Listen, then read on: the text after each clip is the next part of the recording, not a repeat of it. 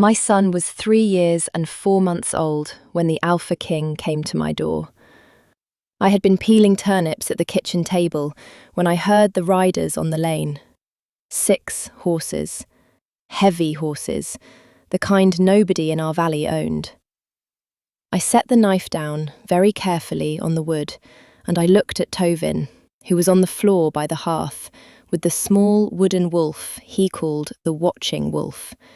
And I said his name once, quietly, in the voice I used when I needed him to understand that I needed him to understand. He looked up. "Into the loft," I said. "Up the ladder. Do not come down until I call you. Take the wolf." He went. He went without asking, which broke my heart later, when I had time for it, because a 3-year-old who knows to climb a ladder without asking has been taught that lesson, and I was the one who had taught it to him. I closed the loft hatch over him, and I smoothed my apron with hands that did not shake, because I had been practicing for 3 years and 4 months not to let them. I opened the door. Eric of the Iron Territories, Alpha King of the 17 packs, stood in my front yard with his beater and 4 of his guard. He had not yet looked at me. He was looking at my house.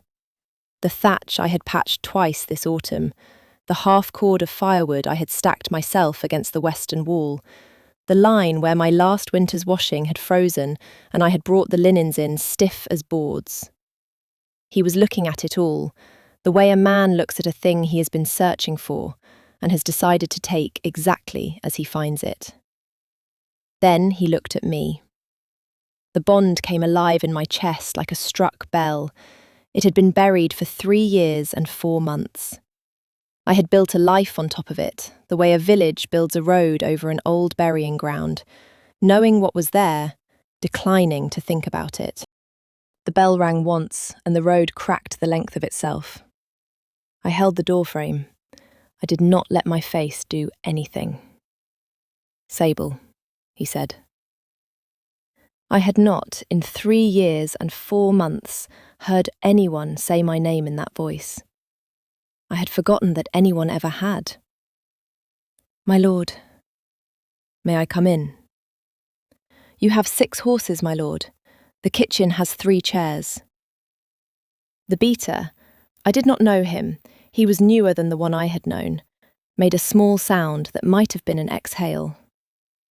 Eric did not look away from me. "Then I will come in alone." I stepped back from the door. I was 24 years old. I had been 21 the night I met him, and 21 the morning I left. And I had spent every day since being 24 in a way that did not include him. And I had been wrong about how thoroughly I had managed it. He stooped through my doorway. He was too tall for my house. He stood in the middle of my kitchen, and he looked at the turnips, and the knife, and the bowl of water, and the apron, and the kettle on the hearth iron. And he did not look up at the loft, which was the only mercy I would receive that hour, and I knew it. "You found me," I said. "I have been looking for you for 3 years and 4 months." "You are very precise, my lord." "Yes." He did not sit. He stood in the middle of my kitchen, with his hands at his sides, and he looked at me as if he were memorizing something he had been told he might not see again. "Why did you leave?" I had prepared for this question the way a soldier prepares for a wound she knows is coming. I had prepared 3 answers: the cold one, the practical one, the kind one, and arranged them in order of how much they would cost me to say. I gave him the cold one. "You are the Alpha King of the Iron Territories. I was an Omega from a southern village no one in your council could find on a map. You had a position to consolidate. You did not need a complication." "Sable." "I did you a favour, my lord." "Sable." He said my name twice, and he said it both times as if he were setting something down that he had been carrying for a long time, and was not sure he was permitted to set down at all. And I felt the bond ring again, and I held the door frame behind me with my left hand, because my right hand was, for the first time in 3 years, beginning to shake. "I heard the beater," I said. He waited. "The morning after, in the corridor outside your chambers, he told you the council would not accept it. He told you the bond would have to be formally severed by noon. He told you the sooner you sent for the cleric, the easier it would be on me." "That beater," Eric said, very slowly, "is no longer in my service." "I imagine not." "Sable, I did not send for the cleric." "I know." "You know?" "I felt it, my lord. I felt the bond every day for 3 years. I would have known if you had severed it. You did not." He closed his eyes. "I will tell you what I saw on the face of the strongest wolf alive in the middle of my kitchen in that moment, because if I do not tell you it, I will not be able to tell you the rest. I saw a man who had been holding a question for 3 years and 4 months and had just been answered. I saw the particular stillness of a man learning that the thing he had been afraid of was not true. I saw, in a face I had spent 3 years convincing myself I did not remember accurately, the exact thing I had been afraid I would see. He opened his eyes. "Why did you not come back?" "Because I had a reason not to, that I could not explain to you in a letter." "Sable, my lord, please, tell me." I did not tell him. I did not have to. The loft hatch opened. The small wooden wolf hit the floor first because Tovin had dropped it climbing down the ladder. And then Tovin himself came down the ladder, 1 rung at a time, the way I had taught him. And he came across my kitchen floor in his small wool stockings, and he stopped in front of the Alpha King of the Iron Territories, and he looked up. "Mama," he said. "He has the same eyes as the watching wolf." Eric did not move.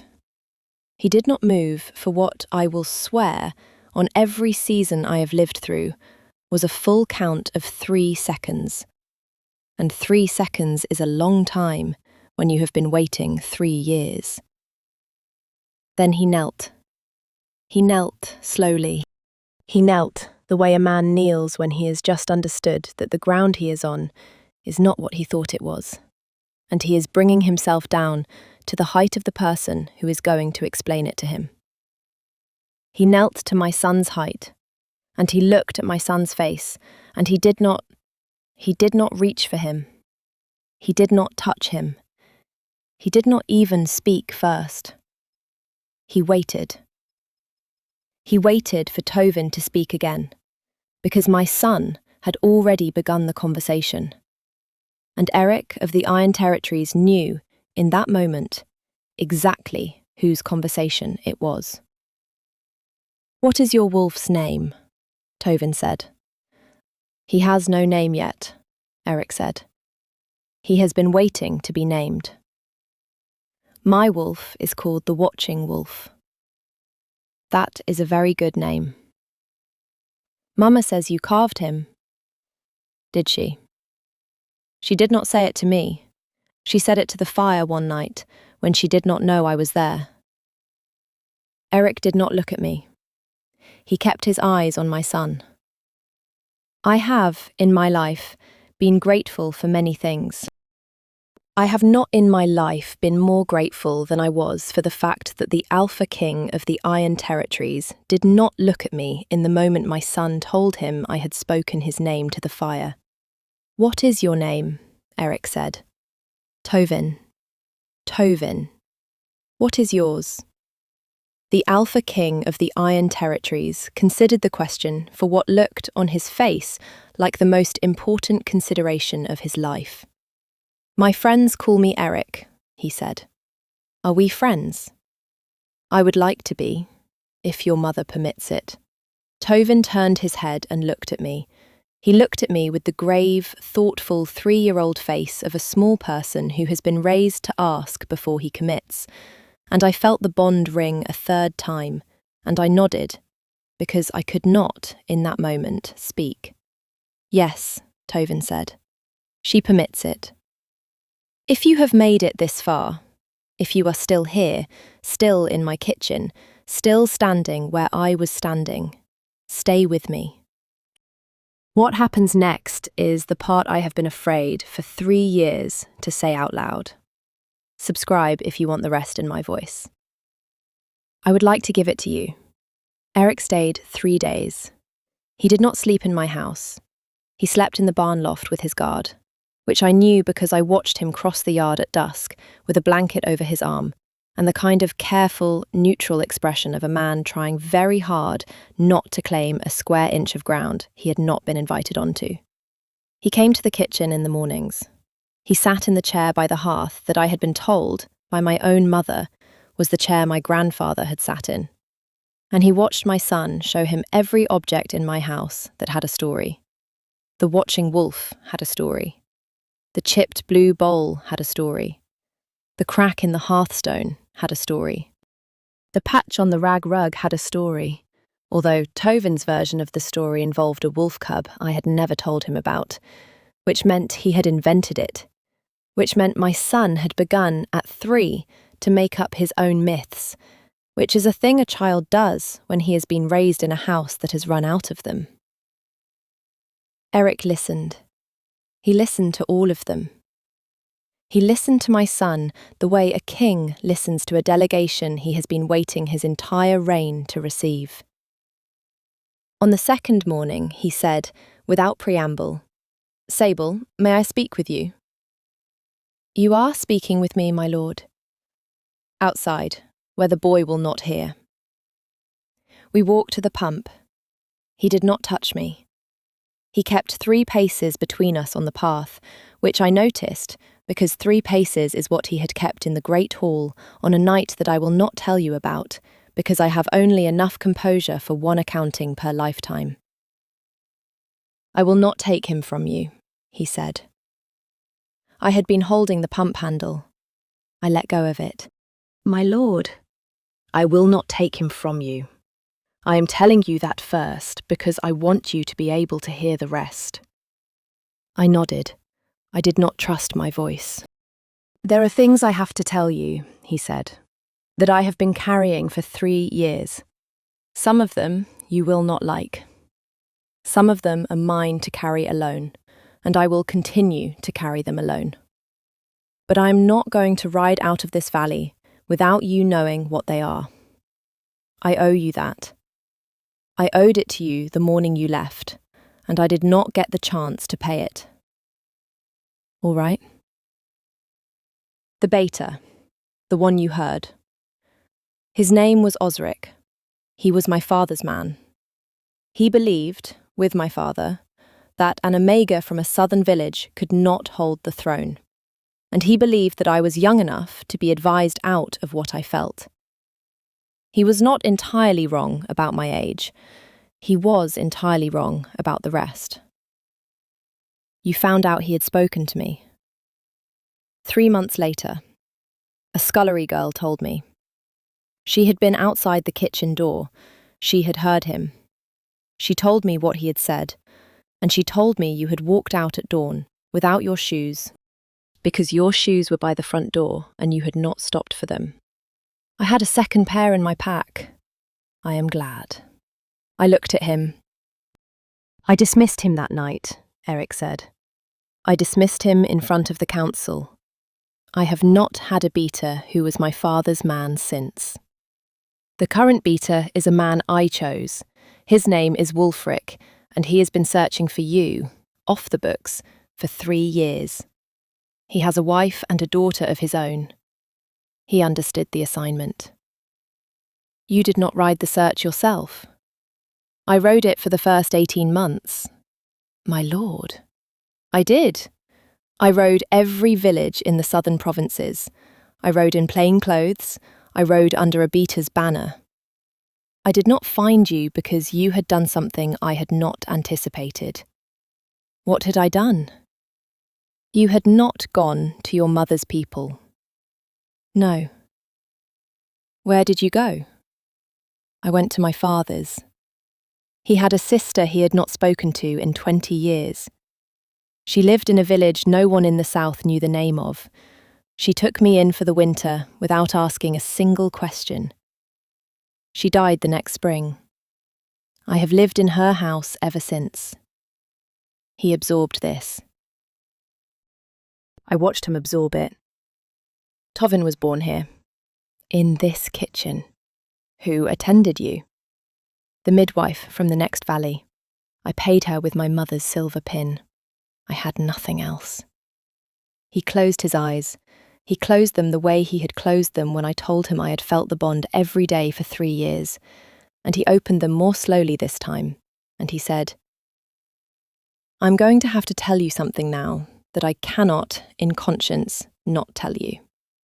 And it is going to be the hardest thing I have said to you yet. Tell me. My cousin Vasily knows about the boy.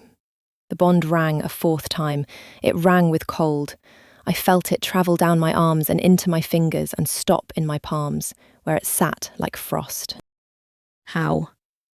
He has had a man watching this valley for 8 months. He did not tell me.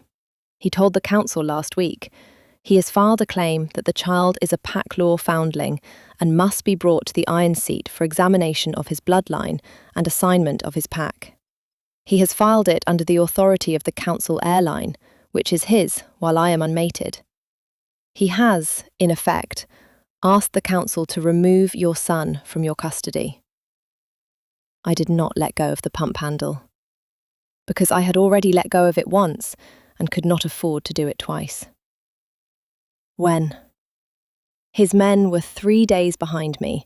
They will be here by tomorrow night. What will they do? They will try to take him. They will not succeed. No, Eric said. They will not. He looked at me the way he had looked at me in the doorway.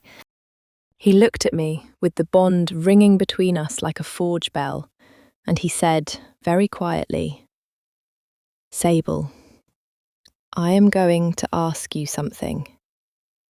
You may say no. If you say no, I will defend the boy with my life. And you will never see Vasily's men in this valley again, and you and Tovin will continue your lives in this house, and I will go home, and I will do what I have done for 3 years, which is leave you in peace. And if I say yes? If you say yes, I will name him publicly tomorrow on the open road in front of my guard and Vasily's men both. And I will name him as my son and as my heir. And I will name you as the mother of the heir of the Iron Territories. And Vasily will lose his claim on the line in the space of 1 sentence. And the rest of our lives will be the consequence of that sentence. My lord, I am not asking you to come back to the fortress with me. I am not asking you to be Luna. I am asking you to let me protect him in public, because in private I have not been allowed to, and I am willing to accept that, but I will not, Sable. I will not let him be carried out of this valley by a man who is using him as a piece on a board. And me. You I will protect either way. You do not have to ask. I let go of the pump handle. Yes, I said. You do not have to decide now. I have decided. Sable. I have decided. He is your son. He has always been your son. I have been afraid of what it would cost him to be your son, and I was wrong to be afraid alone. Name him. He did not move. He did not reach for me. He did the thing his face did when it was deciding not to do something. And then he did it anyway. He lifted his hand, and he set it very carefully on top of mine, where it rested on the lip of the pump. Nothing more. He did not close his hand. He did not turn it over. He set his palm over the back of my hand, and he left it there for a count of 3, which is, as we have established, a long time. "Thank you," he said. That was the 3rd time in 3 years that anyone had said that word to me in a voice I believed. Vasily's men came at noon the next day. There were 8 of them. They came up the lane the way Eric had come up the lane, on heavy horses, with the cousin himself at the front of the column, in a grey wool coat I would later learn cost more than my house. Vasily looked when he saw the king's banner already on my fence, the way a man looks when he has overplayed a hand he did not know was being watched. He recovered quickly. He had been raised to recover quickly. "Cousin," he said, "I had not expected to find you here. I had not advertised it. This is the woman. This is Sable, of the southern provinces. And the child? The child is in the kitchen. He is not coming out. Eric, the council has issued nothing it can enforce on this lane without a witness from the king's line. I am the king's line. I am the witness. I am also, as it happens, the second party in the matter the council was asked to rule on, and I am declining to recuse myself because this matter is no longer council business." "And why is that?" Eric did not look at me. He did not look at Vasily. He looked at the open lane and the 8 of Vasily's men and his own 4 guard and the beta Wulfric, who was a man with a kind face and a wife and a daughter, and he raised his voice. "Because the child is mine." The lane went still in the particular way the great hall had once gone still on the night of the bread of a different woman's story. I did not know that story yet. I learned it later, in a quiet evening, from Wulfric's wife. The 2 stories do not, in the end, have much in common, except the stillness. "His name is Tovin," Eric said. "He is 3 years and 4 months old. He is the son of Sable of the southern provinces and of Eric of the Iron Territories. He is, as of this moment, the named heir of the Iron Seat. The line of succession is closed in his favour. The witnesses are present. The naming is done." Vasily did not, to his credit, drop his face. "This is highly irregular," he said. "It is. The mother of my son lived in a kitchen for 3 years and 4 months because the counsel I inherited from my father was not safe for her. The irregularity is mine. I will be answering for it in the council hall before the month is out. You may, if you like, ride ahead and tell them. Cousin, you will turn your column at the foot of this lane, and you will not return to this valley. You will not approach this house. You will not approach this woman. You will not approach this child. If you attempt to, I will know within the hour, and I will come to you, and I will not come as your cousin. Do you understand me?" I had thought I had seen Vasily recover quickly. I had not, until that moment, seen a man drained of colour from the collar up in 3 seconds. "I understand," he said. "Good. Wulfric will escort you to the valley boundary. Wulfric, if he stops, you stop with him. If he turns, you turn faster." Wulfric nodded once. He nodded with the small, efficient nod of a man who had been waiting 18 months for permission. The column moved. The column moved and Vasily moved with it, and the lane emptied of horses one by one, and I stood at my pump in my own front yard and watched the heir presumptive of the Iron Territories ride out of my life, the way he had ridden in, and the only sound in the valley for the next minute was the wind in the late autumn grass and a single distant call of a hawk. and the front door of my kitchen opened, and my son came out into the yard in his wool stockings, without permission, which was the first rule he had ever broken in his life. He did not look at the riders. He did not look at the lane. He came across the yard to where Eric was standing, and he stopped at his father's knee, and he held up the watching wolf. "I think," he said, "he is ready to have a name." Eric knelt. He knelt the way he had knelt in my kitchen the day before yesterday. He took the wolf in his 2 hands, the way he had taken my hand at the pump. "What name does he want?" Eric said. "He wants to be called Eric." "That is my name." "I know.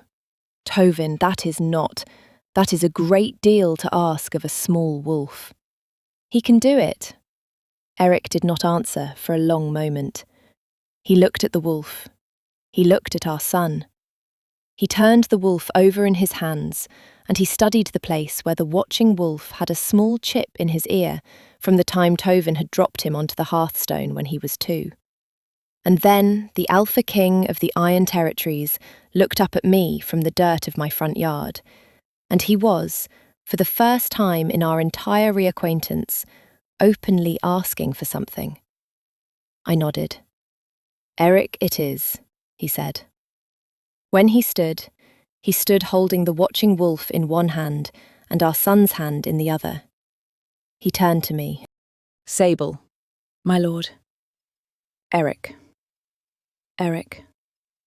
There is one thing I have not done that I would like to do. I have not done it because I have not earned it. I am going to ask instead.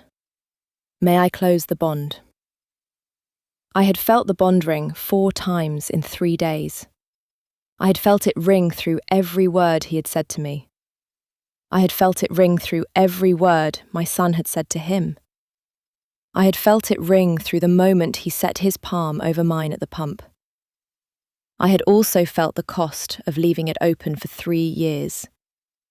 The cost was not metaphorical. The cost was the cold in my palms when Vasily was named.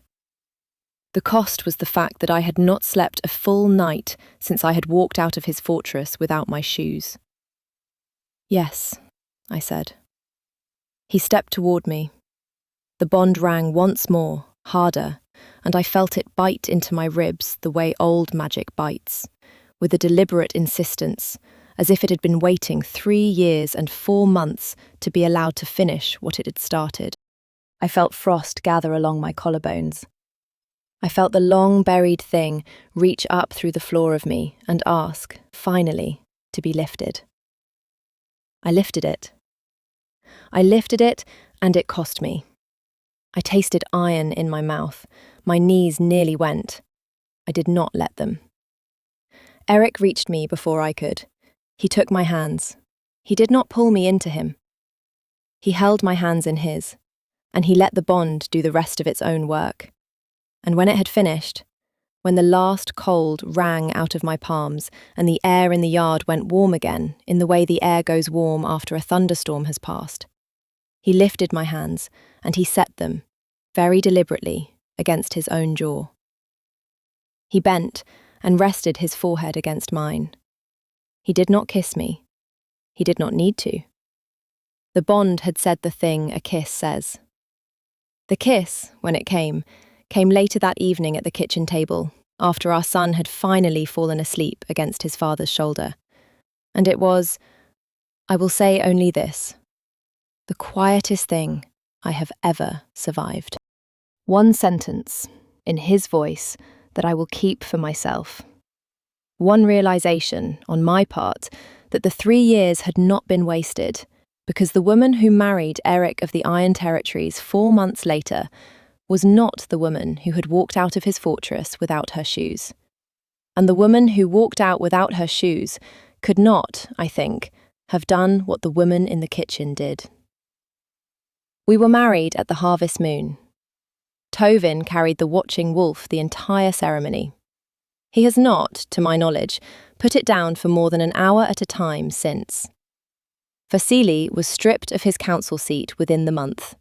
He is currently steward of a coastal holding 3 weeks' ride from the Iron Seat, where he is, by all reports, very bored. I am told he writes long letters about the weather. I do not read them. Wulfric does. Wulfric reports that the weather, in the coastal holding, is fine. I did not move to the fortress. Eric moved to me for the first season. The Iron Seat ran without him for 3 months and survived it. He says the experiment was instructive. He is, I have come to learn, a man who likes to be instructed by experiments. The next season, we moved to the fortress together, with the watching wolf and the chipped blue bowl, and the chair my grandfather had sat in, and the rag rug with the patch that has a story Tovin now tells to anyone who will listen. The kitchen at the fortress is larger. The chairs are more numerous. The watching wolf has been given a shelf of his own in a long stone hall that has, until recently, been short on small wooden things. Tovin is 4 now. He calls Eric father in formal company, and Eric in private, which is, I have decided, exactly correct. He has begun to learn to read. He is teaching the watching wolf at the same time, on the grounds that the wolf has been waiting longer. It has been, I will tell you honestly, a strange thing to be loved by the Alpha King of the Iron Territories. It has been a stranger thing to discover that I had been loved by him every day for 3 years and 4 months in a kitchen I had thought he could not find. Tell me, did you guess? Did you see what was in the loft before he did? Stay with me, leave a thought below in your own voice, and subscribe if you would like to hear the next one. There are more of these stories. They are all hers in one way or another. They are all, in the end, about being looked for. I would like you to keep listening.